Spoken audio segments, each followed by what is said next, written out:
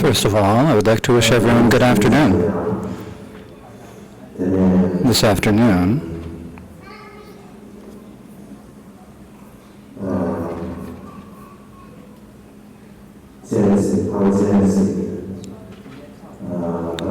we were supposed to have the empowerment of Noble Avalokiteshvara, but in this situation, it is not so practical to do the empowerment.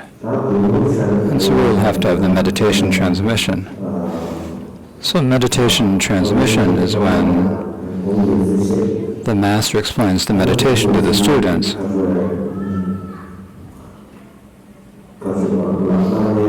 And the way to do the meditation.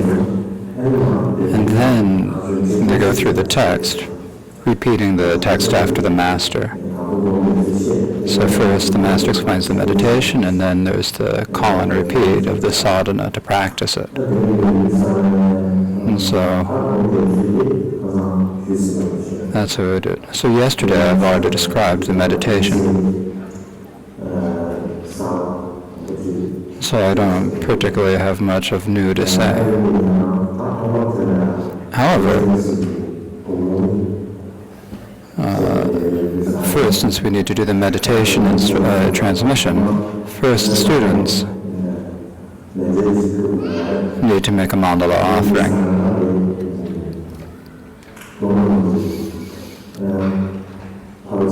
So I'd like to ask the students to please make the mandala offering in order to receive the meditation transmission of the sadhana, all-pervading benefit of beings.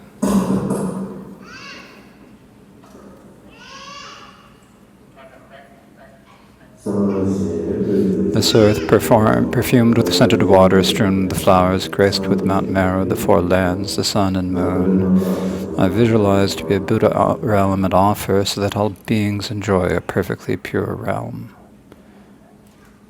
And then following this,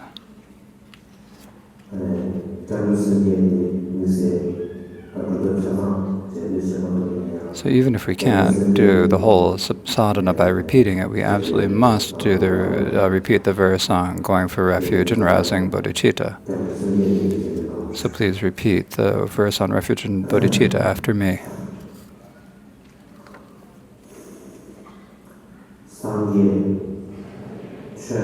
In the Supreme Buddha, Dharma, and Assembly, I go for refuge until attaining enlightenment.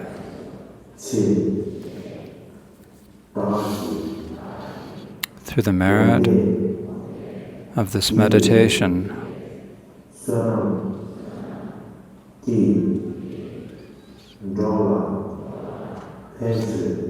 may I attain Buddhahood in order to benefit beings.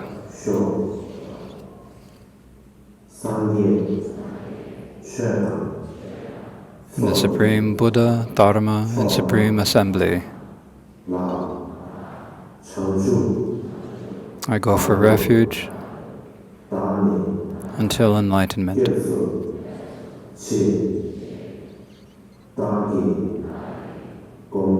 Through the merit of my practicing this meditation,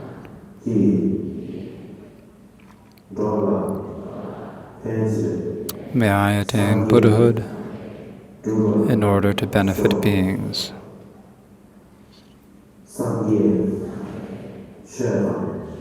In the Buddha, the Dharma, and the Supreme Assembly, I take refuge until attaining enlightenment.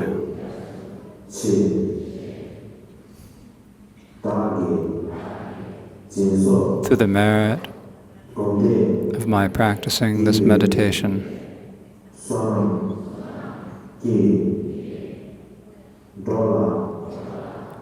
may I attain Buddhahood in order to benefit beings.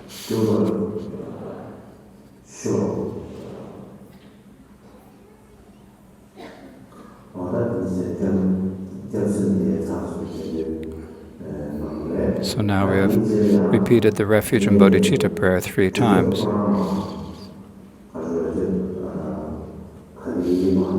Now we will slowly recite the text of the sadhana. And while we recite it, please do the visualization of the deity and the mantra recitation as I described them yesterday.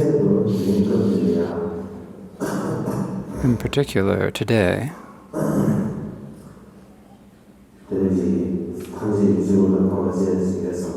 think that there is an Avalokiteshvara above everyone's crown. Pray to him, and because of praying to him, you receive the blessings.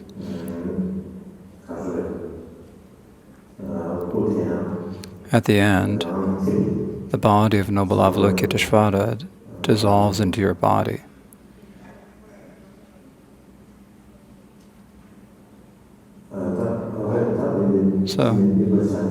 So you visualize that it dissolves into you, but otherwise the visualizations are all the same. And at the end, we will do the 6-syllable mantra as a call and repeat. So please focus on the visualizations as I described them.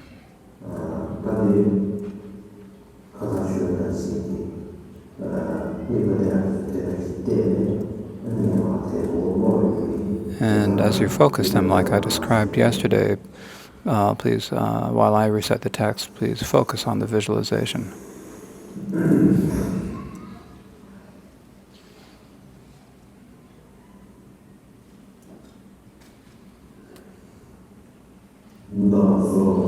On the crown of the head of myself and others, beings pervading space. On a white lotus and moon is Sri. From it arises noble, supreme Avalokita. Is brilliant white and radiates the 5 lights. Handsome and smiling, he looks on with compassion. He has 4 arms. The first 2 are joined in prayer. The lower 2 hold a crystal mala and white lotus. Adorned with ornaments of silks and jewels. He wears an upper robe of an antelope skin. Amitabha crowns his head. He sits with his 2 legs in the Vajra posture. His back rests against a stainless moon. He is the embodiment of all the sources of refuge.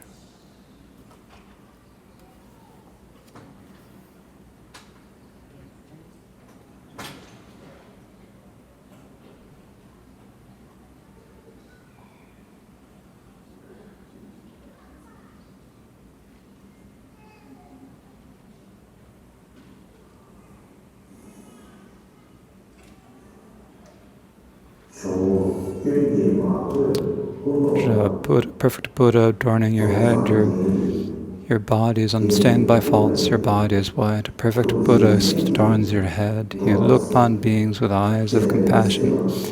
Avalokita, we prostrate to you. Lord, unstained by faults, your body is white. A perfect Buddha crowns your head. You look upon beings with eyes of compassion. Avalokita, we prostrate to you. Lord, unstained by faults, your body is white. A perfect Buddha adorns your head. You look upon beings with compassionate eyes. We prostrate to you, Chandrasik.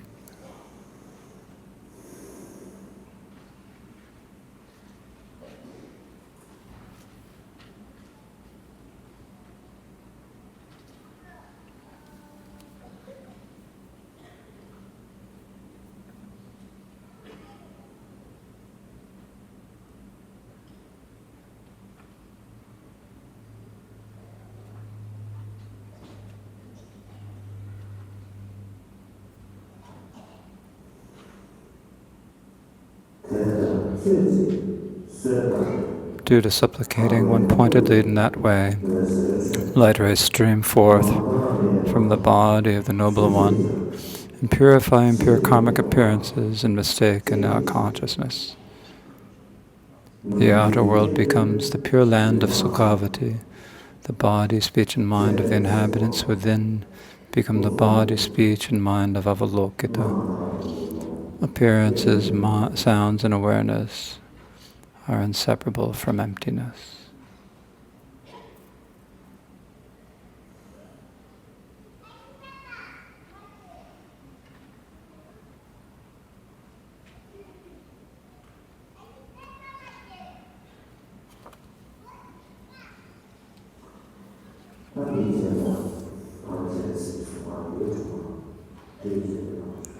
Now following that, please repeat these words of the 6-syllable mantra of Noble Avalokiteshvara. Mani, Peme, Om,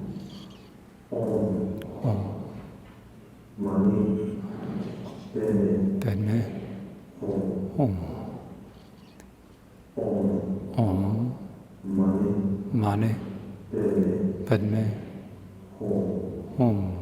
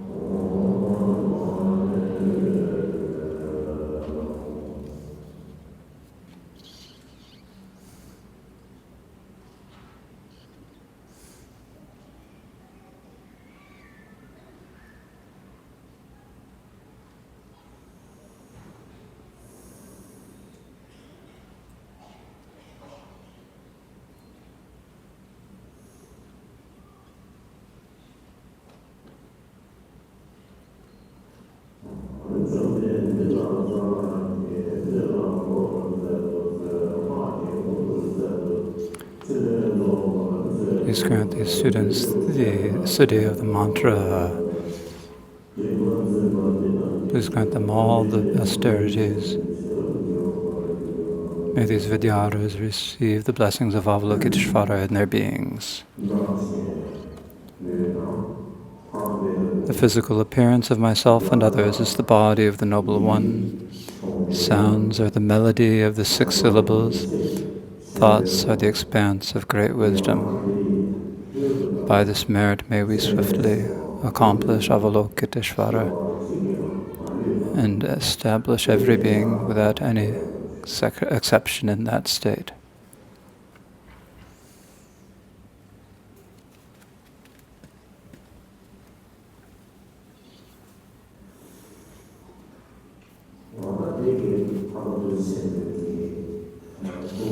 So this completes bestowing the meditation transmission of Noble Avalokiteshvara.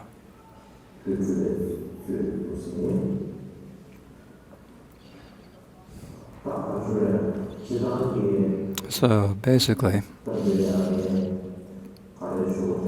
at this point I thought I should say a few things.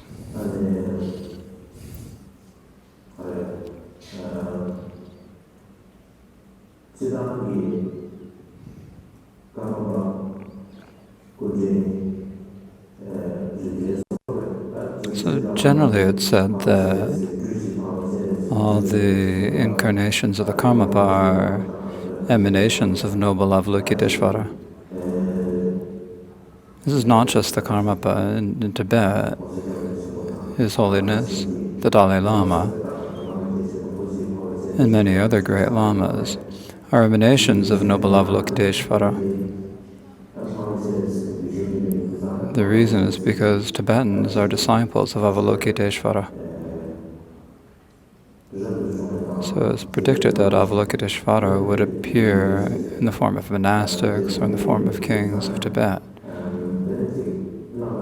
And so these are some of the inconceivable deeds and activity he has shown for damning his Tibetan disciples. In particular, with the incarnations of the Karmapa, there's a great connection between them and the Avalokiteshvara's activity on behalf of sentient beings. For example, we have the Mani prayer wheels we carry in our hands, right? So these small prayer wheels have spread from the time of the second Karmapa, Karmapakshi, as it is said in the historical documents. So not only that, the singing the Om Mani Padme Hum mantra with the melody also started at the time of the second Karmapa. Karmapakshi himself had a pure vision of Dakinis of the 5 classes singing the Mani mantra to a melody, and they took it as an example and used it to spread he used it as to spread the recitation of the mantra with a melody. So there are traditions of singing the mantra with the melody all over Tibet. There are different melodies, but the tradition of singing is all over Tibet. Not only that, in the olden days, when the Karmapas would give the black crown ceremony and put the crown on their heads, the custom was to recite the Mani mantra with a melody. So there's a strong connection between the activity of Avalokiteshvara and the histories of the Karmapas.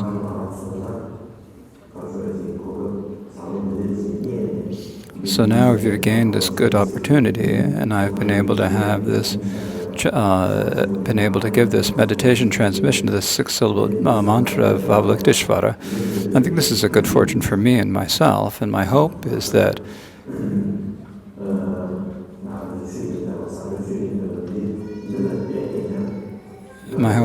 through this strong Dharma connection between us, we and all others may grow the seed of liberation and omniscience in our own beings.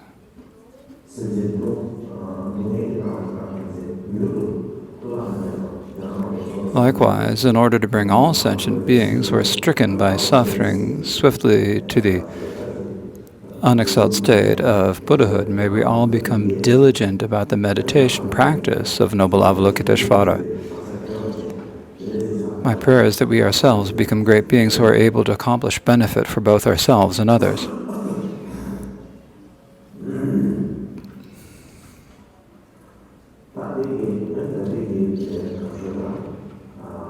So now this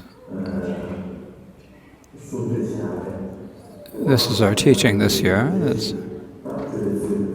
and it seems like we have completed both our teaching and our empowerment for this year. And so for the end, I should give some sort of a summary of this. And along with that,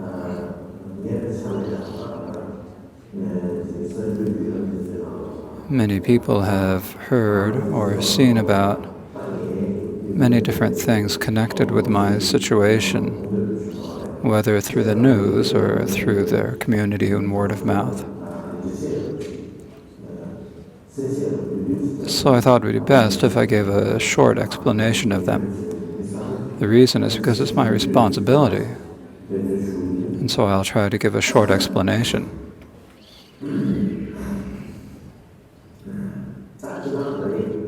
So now, this year, it's been 18 years that I've lived in India. And during these 18 years, I have never spent this long a period outside of India. It has been almost 2 years, or a year and a half. And the longest portion of this time I spent in the United States. And while I was staying in the United States,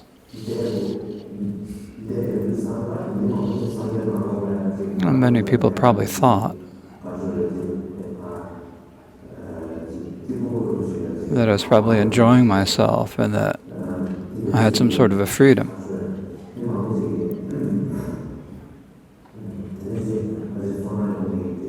I think many people probably believe that.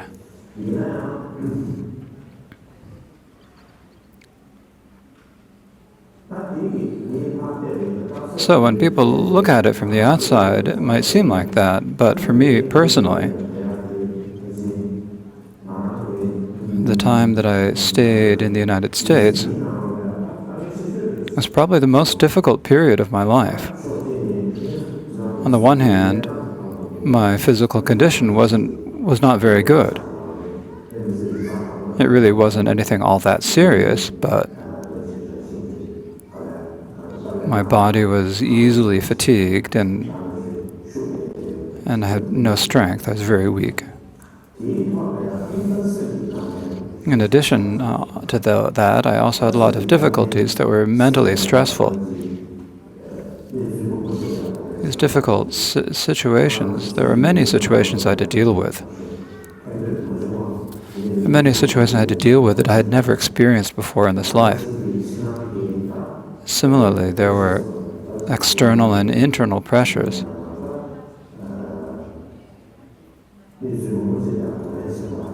From the external and internal situations that I had to deal with. So I feel like that I've never experienced such difficulties in my life before. And I think it would be difficult for there ever to be such difficulties again. So I think that this time that I spent in the United States was probably the most difficult period of my life.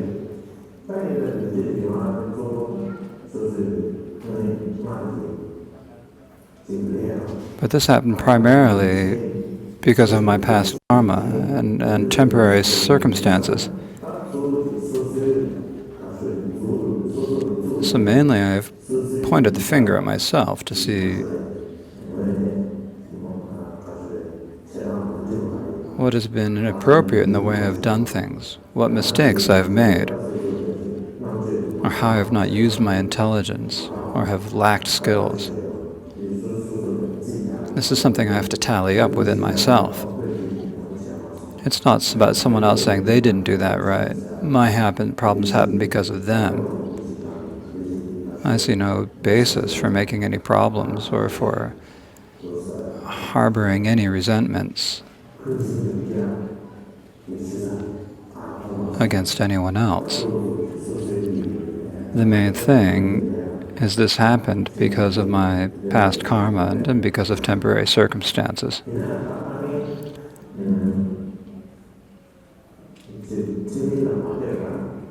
But regardless of my difficulties, there are a few things I have done.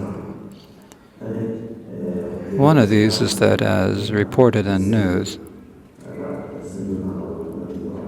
I have received citizenship in another country, a passport from Dominica. The news says that it is the Republic of Dominica, but that is a mistake. It is the Commonwealth of Dominica, not the Republic. So I did make some effort into doing this. Now, it wasn't only me working at it. It wasn't just me. Because of the situation I was in, there were many people who helped me on it. Now, the reason for doing this is that the Indian government is very kind in giving Tibetans who arrive in India a travel document so they can travel whether within India and also to other countries. This is a great kindness. Over the past 60 years, this has been extremely helpful. But in terms of how it works out in fact, when we use this travel document we Tibetans have, it is very difficult. Even within India, when we go through customs, they ask us, "What is this? What country's passport is this?" It's not a passport. And they ask what country it's from. And even the customs officials don't know about it, so that's one problem. And likewise, when we go outside to other countries, there are nations where they won't accept it, and we cannot use it at all. Even when we can use it, there are various difficulties. Since that is how it is,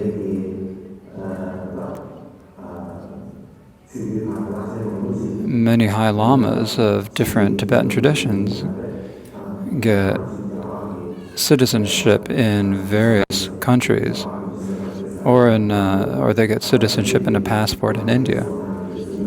They get the passport and use it because these High Lamas need to go to various foreign countries to conduct their activity. So when they have difficulties with their travel documents, it's not so comfortable for them. And I'm in the same situation. In the future, I will have to travel all over the world. So my advisors counseled me that it would be good to get a passport. And I also thought it would be good. And so I got the passport. Now, after I had got the passport, initially I had plans to return to India in the month of June. I'd had these plans already from last year. But during that time, in March, I got the new passport. So before I could return to India, I had to inform the Indian government that I had received a passport. From one angle, it would have been disrespectful to the Indian government to do otherwise. And so at the end of May, or in early June, I made some attempts to inform the Indian government that I had got a new passport. So I eventually was able to inform them of this.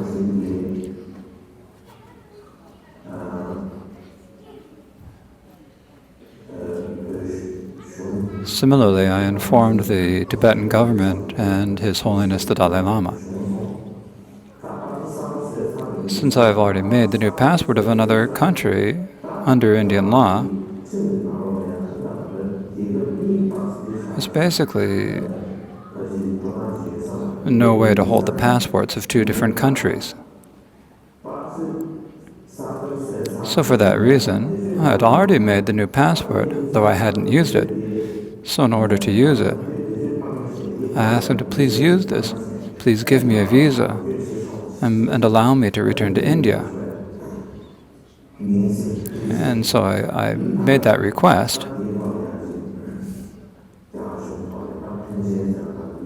And I've been waiting for the Indian government to give me a visa. In any case, many people probably think that me spending so long abroad means that I don't want to return to India. Or when they hear about the situation with the passport, it is possible that people might have all sorts of suspicions and doubts. But as a matter of fact, the reason to make the passport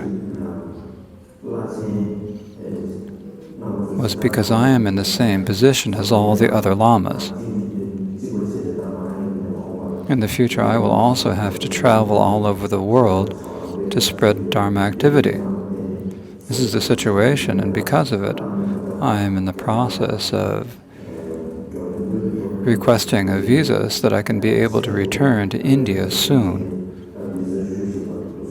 So I'm in the process of asking for a visa, and I thought I had explained this to everyone.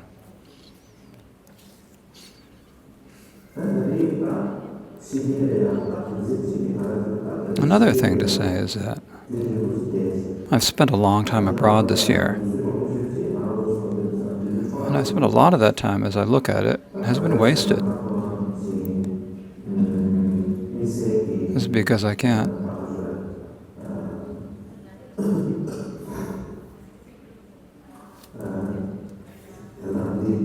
So I can't really see any specific thing that I've done. But the most important thing is that while staying abroad this year, I did recently have the opportunity to meet His Holiness Taya Dorje. Now, I feel like doing this, I felt was something that really accomplished something. I think this could only happen abroad. There was no way it could have happened in India at all.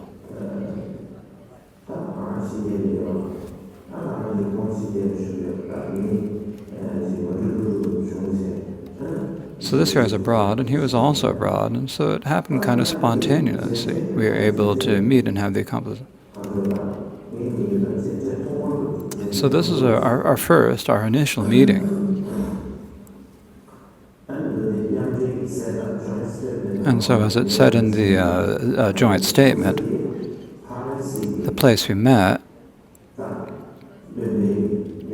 was in the French countryside. That is where we met. He invited me there in October 10th and 11th. Over 2 days, we had the opportunity to meet twice.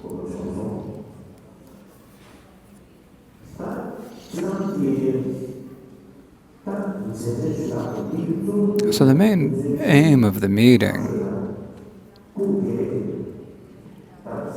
was to get to know each other personally, to meet personally, and to come to a personal understanding, to get to know each other well.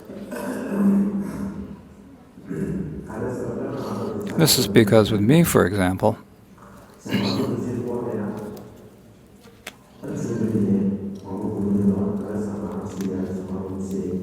I have heard a lot about Shama Rinpoche from the time I was little, because there are many people around me who had grown up with Shama Rinpoche.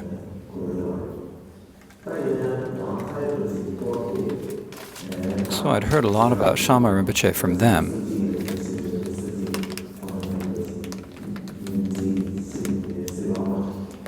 But I'd never heard much about His Holiness Taya Dorje. This is because there was no one around me who knew him well. So I've often wondered what his personality and character was like, what kind of a person he is. So through this opportunity, we had the chance to meet face to face, to be rather impolitic about it. For me,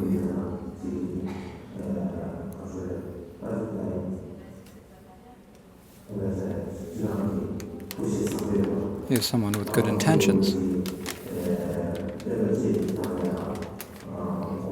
Someone who thinks about the overall needs of the teachings. So he and I are both Kampas. And so the character of Kampas is that we're very direct. And I really saw that, and felt that very strongly in him. So I was really happy. I found him easy to get to know, easy to talk to, and have conversations with. So when they heard about this meeting happened, many people, for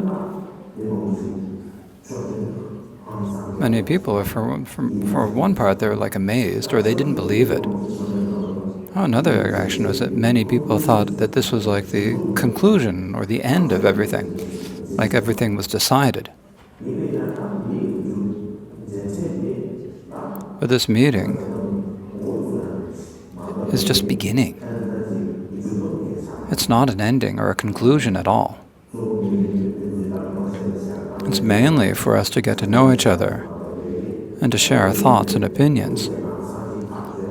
There's nothing at all that was immediately decided or brought to a conclusion.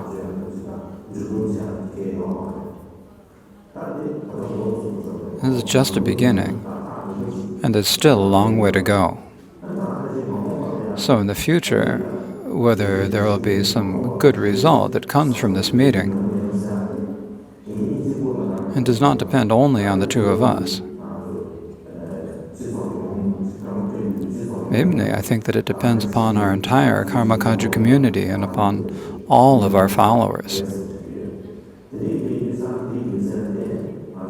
For this reason,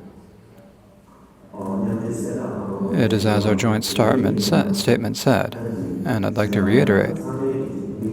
So please, everyone, take a long view. Don't think about it in terms of a few months or a few years. Please think about how it'll be in a few decades or a few generations. Please think about it in that way. The reason is because this Karma Kagyu lineage has split into two. And that split should not continue from generation to generation. This is really something we have to keep in mind. Likewise, when we think about the Karmapa and his heart sons, we shouldn't have any conflicts over who's the real one and who the fake. I've also been thinking about this, and so then I arranged this meeting. If I had been thinking about my own personal profit, or the profit for one faction, it would have been better not to meet. There would have been fewer problems. But if we think about the general situation of the Karma Kamsen teachings, there was no way not to have this meeting. It was something we had to do. So for these reasons, I made the decision to do it on my own, and I requested the meeting. So a few years ago, His Holiness the Dalai Lama did give me some advice on a couple of occasions. He said it would be good for us, the two of us, to meet. But at that time, my own way of thinking was a bit limited. And in addition, Kyabje Shama Rinpoche was also still alive. So I thought I would meet him first, and then eventually meet His Holiness Taya Dorje.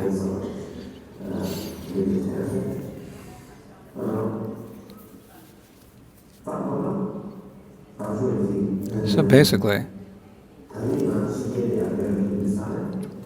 this year I was abroad.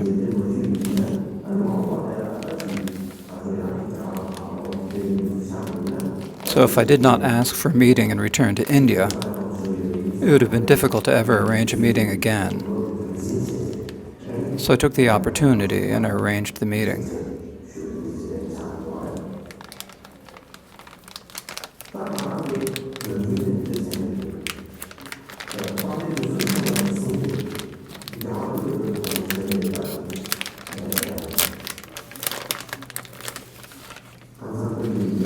So I often think that the Karma Kamsang from glorious Dusum Khenpa up through the Gyalwang Rangdrupa Dorje,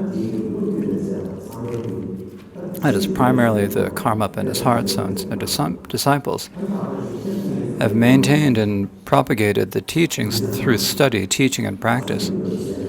Likewise, with their wisdom, love, and power, they've ripened disciples.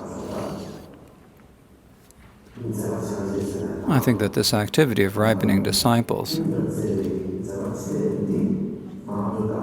is the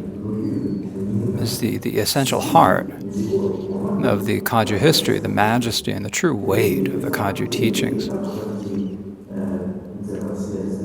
So it is important that we need to continue to preserve these fine deeds and activity, this fine example, and we need to uphold the lineage. If we do not preserve them and uphold the lineage, and instead spend most of our time being biased, factional, and partisan,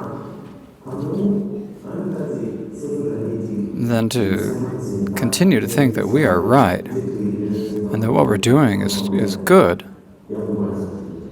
is in itself no good.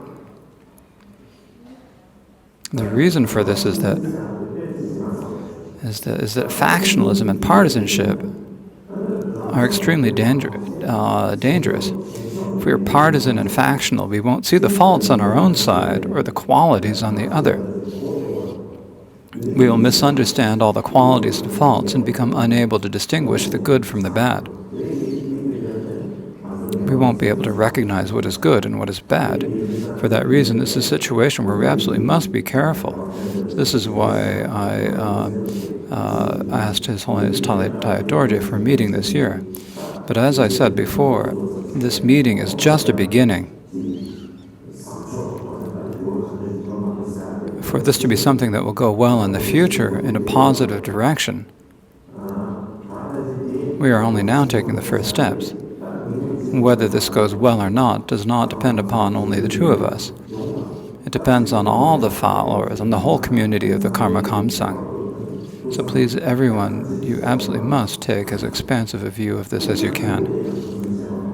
Please consider the long term. If you think only about the very short term,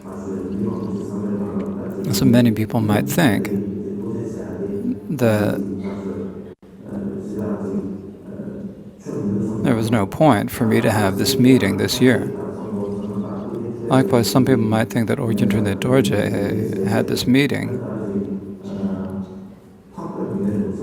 and ended up losing. He was defeated. But victory and defeat is a short-term worldly way of speaking. In the long-term future, there's the Deching that the lineage of the Karma Kaj will be left, so there's nothing that you can find. I don't think that losing some faith now or victory or defeat are all that important. So this is my reason for giving this explanation now. So that completes the explanation, so please keep it all in your mind. So now finally, this year,